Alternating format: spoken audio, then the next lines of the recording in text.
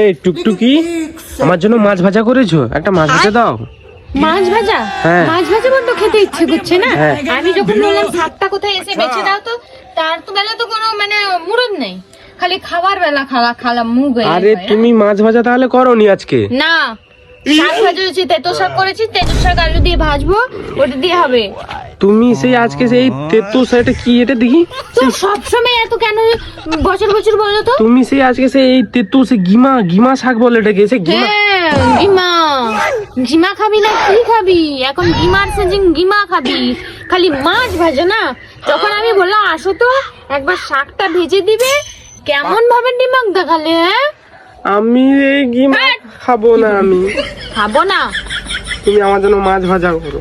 আমি কি মাছকে এক্ষুনি উৎপন্ন করব, নাকি জন্ম করব? তুমি সেই তেতো শাক বানাচ্ছো, এই তেতো। হ্যাঁ, এই তেতো শাক আলু দিয়ে ভাজা হবে, তেতো শাক খাবে সব একটা। আমি এই তেতো শাক খাবো না। খাবি না তো? না। যা। তুই বলছে আমি এই তেতো শাক খাবো না, আমি খাবো না। আমি কি করবো, তুমি আমাকে বলো তো?